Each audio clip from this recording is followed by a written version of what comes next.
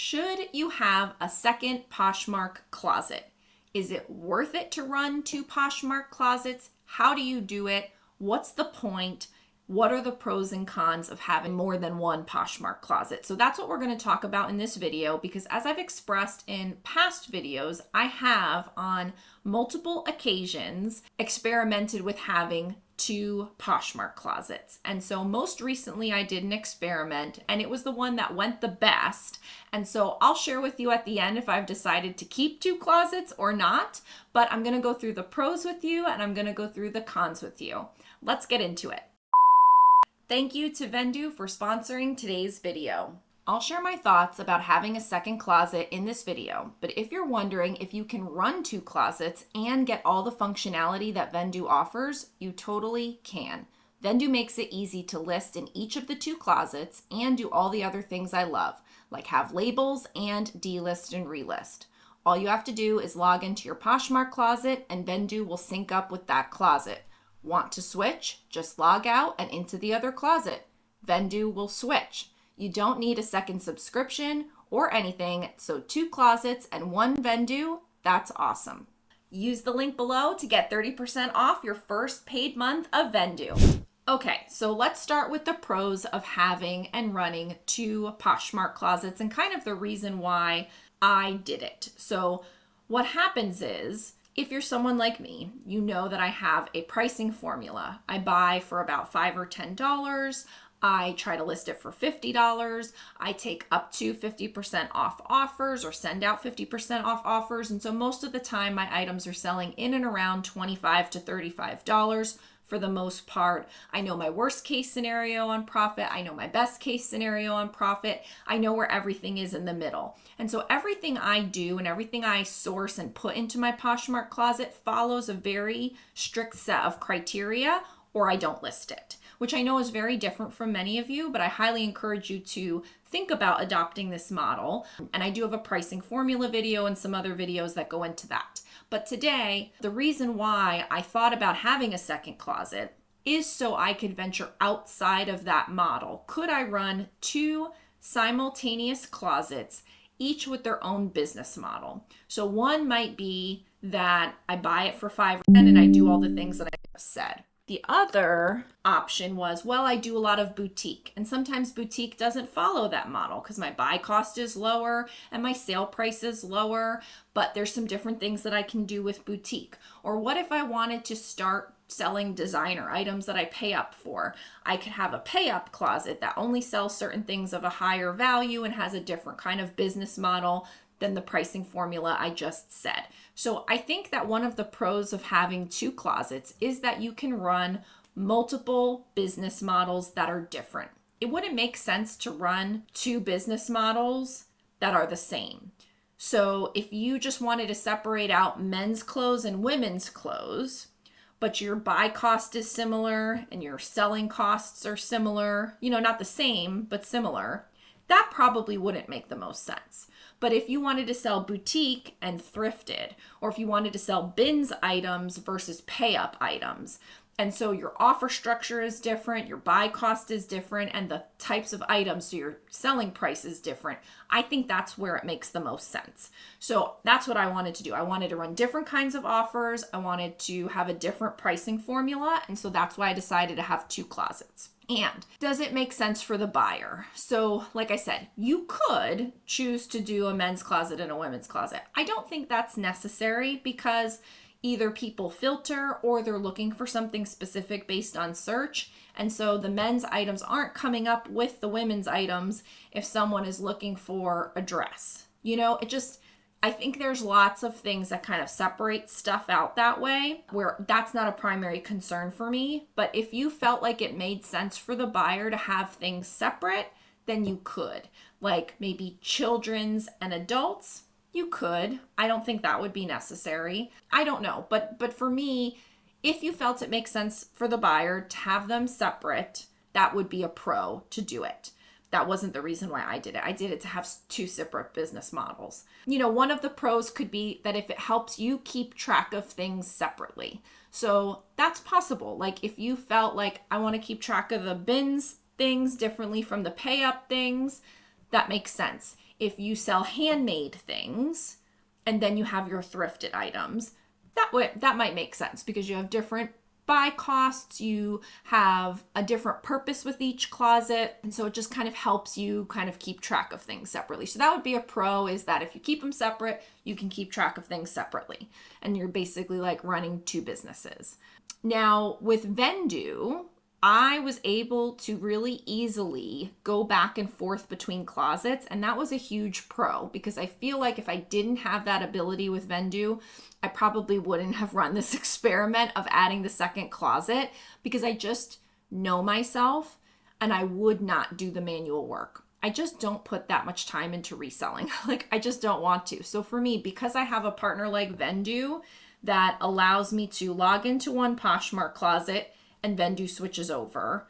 And then when I'm done with that closet and I go into the second closet and log in on Poshmark, Vendoo adopts to that one. So Vendoo switches seamlessly depending on which Poshmark closet you're logged in on, but all of your items live in Vendoo. So when I did this, I had my boutique separate and then I had my thrifted items separate. And so the boutique items lived in Vendoo and the thrifted items lived in Vendoo. They were all in my Vendoo inventory, but some were listed in one Poshmark closet and some were listed in the other Poshmark closet. And it was so easy to go back and forth, and it was so easy to do everything I needed to do that was a huge pro. That made it very possible for me to make this experiment happen. And if that didn't happen, I wouldn't have been able to do it. The other thing would be I could do the two closets with one Vendoo. I did not have to pay for a second subscription of Vendoo. And if I had to pay for a second subscription of Vendoo in order to run the experiment of having two Poshmark closets, I probably wouldn't have done that either. Not because I didn't think I was going to make the $30 or whatever, or I'm at the $30 plan, but it just would seem like I don't really feel like paying for another one and setting up a whole other account and doing all of that stuff. Like I'm lazy a lot of the time. I know you guys think I work a lot, but I really don't. So Vendoo made it really easy. And so that was a real big pro to having the two Poshmark closets. Now, the other main reason why I did it. So the first reason was to run the two business models for me. The other ones that I suggested, those might be reasons why you would want to, but they weren't really high up on the list for me. This one is high up on the list for me. When you get to have a bigger closet and you run automation to share your closet for you, you get stuck at maxing out at a certain amount. So like you really shouldn't share more than 9,000 times per day. So if you have 1,000 items in your closet, you can share your whole closet 9 times. But I was creeping up into the 1,500, 1,600 items. And so I couldn't share as much as if I only had 1,000. So my plan was to separate out my boutique items and my thrifted items and have each closet be about 1,000 listings each. So I could share each closet 9 full times a day and maximize my sharing on each Poshmark closet. And to me, I thought that was like really genius. and it did work. Like that did happen. And so it was really good. But some of the cons happen too that I have to weigh out. And so that's what we're going to get into next. So just to recap on the pros, because I'm sorry if I was a little all over the place, but the two main reasons why I did it was I wanted to run 2 separate business models for 2 different purposes, thrifted items and boutique items. I also wanted to maximize the amount of sharing that I could do on each closet. If I have 1,000 items in each closet, I could share 9 times on each closet. Okay, so that was my plan. Now, for you, like I said, it could make sense for the buyer. It could help you keep track of things separately. And the added pro is that Vendoo made it seamless. So that's all the pros. Now the cons. So you do need to go back and forth on your phone to check sales, offers, questions, things like that. That isn't that big of a deal. It's a little annoying. It's not a lot annoying, but it's a little annoying. So when you are, just going through your day and sometimes you check Poshmark to see if there's anything you need to do in there, because if you're like me, I don't really notice the notifications. So I'm just kind of like going in periodically to do what needs to be done. I would have to go into the one, see what I need to do, then go into the other, see what I need to do. When it comes time to ship, I've got to log into one, check off, for it to mark everything as shipped, all that stuff. I had to do that. And then I had to do it for them. So it's just doing everything twice. And again, you're operating 2 closets. with some benefits. So I could totally suck up that I have to log in and out on my phone and do 2 separate shippings and all of that. Like, I'm okay with that, but that is a con. It's something that you have to deal with. It's a little bit of annoyingness. But the other thing that I did find is that when you're logged into one closet, you're not getting the notifications on your phone for the other closet. So you really do need to go in periodically and see what needs to be done, or you need to check your email, and hopefully you're getting both email accounts to your phone from both closets so that you could go through your emails and say, okay, I got a counter offer over here and I have an offer over here. Or someone asked a question on closet B, but I have a counter offer on closet A. And so I found that because I wasn't getting notifications for both, even though I don't look at them as they come in, I will go to my notifications later to see what needs to be done. And that was hard because I wasn't getting the actual come in, I think they're called push notification. I don't really know. Banner, I don't know. Whatever kind of notification comes in that says you got a counter offer, you got an offer. I was only seeing them for one closet on my phone, not both. And so I did have to really rely on my emails to make sure that I was catching everything. And so that was a little bit annoying. And that was more annoying than just going back and forth in general. You could make a mistake. You could make a mistake and, put an item in one closet that should be in another closet. You could, I guess you could make a mistake with the shipping, but, probably not. You're going to know which person it's for by the username, so you shouldn't make a mistake with shipping, but you could make some kind of mistake.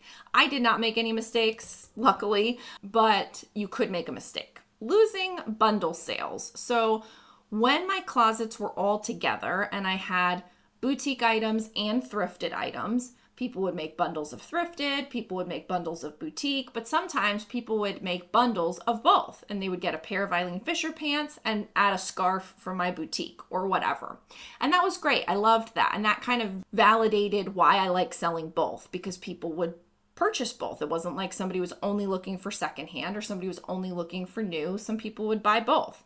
And so I felt like I lost out on that bundleability when I separated them, because now somebody can only buy the scarf over here and they can only buy the Eileen Fisher pants over here. And so they can't bundle them together. And I felt like that was a potential loss of sales. I also did have a few things that were in my boutique. I put higher end thrifted items of a certain price point, and then the lower end stuff was in the second closet. So I did separate by that as well. And so I felt like that could have been a detractor too. So loss of sales because they can't bundle. And then, so the other thing is when you create a new closet, because if you have a closet and now you want 2 closets, you need to create the second closet. You need to name that closet. You need to, put your listings up in that closet. You have to set up all the username information, all the profile stuff. And now you're basically at ground zero. You're not a Poshmark ambassador. You're not a Poshmark ambassador 2. You don't have any sales. You don't have any love notes. You don't have any shipping history. You don't have any sales history. And so that really sucks. That was probably one of the bigger things that was upsetting, because I have been a seller, I've sold over 10,000 items on Poshmark alone. I've been a seller for 8 years. I've sold thousands upon thousands of items across all these platforms. And now I have this closet that says I've done nothing. So, no love notes, no nothing, no sales history.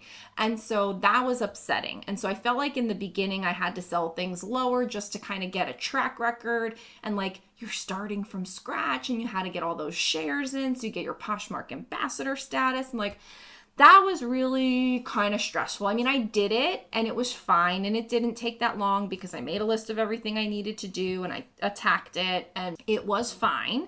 And I made sales, and then I made more sales. And so I did make sales and it was all good, but that was stressful for me. And I do think it affected sales in the beginning because I was starting from scratch on that second closet. And so that was not fun to do. But the biggest reason that I think is a con, or the biggest con of having a second closet, is you lose sales momentum.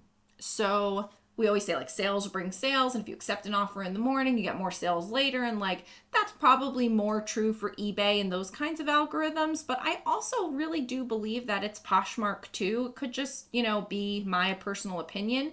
But I think that sales bring sales everywhere. And so when you separate out your items, and now you have two closets, and one closet is kind of at a disadvantage because it's a new closet, so it's not selling the same way the old closet was selling because it's got no track record and whatever. So you've already got that going on. Now all of a sudden, let's say you make a few sales on the new closet. Well, those are a few sales that could have happened on the old closet. And so what I found was that sales kind of stalled on both. And I was not expecting that. That was new information. It was a news flash. It was a big wake-up call. And so after I had done all this work to create the closet, name the closet, set up my user thing, get the items over, which was very easy with Vendoo. It's the same whether you relist it, whether you delist it from closet A and relist it on closet B, or you delist it and relist it on closet A. It's the same amount of time and effort. So it was no more time or effort to set up the second closet with Vendoo. It was very easy. But just doing that, I had to dedicate the time to get the items over. I had to figure out which items I was going to move. I put a label on them, which again is very easy in Vendoo, but it was still something I had to do. And so move them all over, come up with my new structure. It has a new name. So now I have to change some things, to make that go, and signs and whatever that I had before. And so you're basically recreating your Poshmark closet. You're making a whole new business. And then you're trying to get that traction with the new closet. And then sales just kind of stalled on both. And that sent me into oh my God, what is happening? And I checked with some other sellers. My sister's a Poshmark seller. I have a friend that's a Poshmark seller. And so I was like, what's going on with you guys? Is Poshmark broken or did I break it? And they're like, nope, sales are great. Everything's fine. And I'm like, okay, I broke it. I totally broke it. So the spoiler alert is that I do not have two Poshmark closets anymore. I undid it all and I moved it back over. And so my main closet is on my rack. And then the second closet was on my rack too. I'm going to see if I can log into it. I could tell you exactly how I did on there, as far as sales go. I should have had this ready. But I had the second closet and I just felt that after doing all of that, it just really kind of fell flat. And it wasn't that it was that way on just the new closet. I'm like, okay, I didn't get the traction yet. I didn't get it going yet. It detracted from the old closet. All of a sudden, all those listings weren't there and it wasn't as big of a closet. All of a sudden, all those offers coming in were happening over here now. And all of a sudden, all those sales were happening over here now in closet B. And so I just called it on my rack 2, which was, very easy. So on my rack 2 is there. You can see, the history and everything there. I'm just trying to go to my stats. I guess I'm not going to really be able to tell you because this wasn't a completely new closet. I had sold other stuff on this closet in the past. This was when I tried having a second closet in the past. So I just went to my closet insights for all time. So in 2019, 2020, and 2021, I had used this closet for selling, I think it was the mystery box. I don't want to go back through the history, but in 2023, I did 5,715 items. That's when I did this experiment of having the two closets. So I did sell $5,000 on this account, but that's nowhere near the kind of sales that I do. So that was no good. Plus, I feel like not only did I not get the 5,000 on closet A because it happened on closet B, I lost extra sales on closet A because I didn't have those sales on closet B happening with closet A at the same time to give that sales momentum, all that activity. So I know that this was really roundabout, but I know that many of you are considering opening a second closet, and I'm not telling you not to. I just wanted to share with you, honestly, my experience about it because there are some real positives to it. But there are some real negatives to it. And for me, I felt that the negatives outweighed the positives after having experimented with it for several months. And so I did go back to the main closet, and I just have one main closet now with all my boutique and all my thrifted, and everybody's happy. And I'm sharing less because I have more items, but the sales velocity, I think, really makes it. And because I have all of my other sales generating activities dialed in, like my offer to likers strategy is like fire. It just works so good every time. My shopper strategy works so good. So I have all of these things like really dialed in to like as good as it's going to get.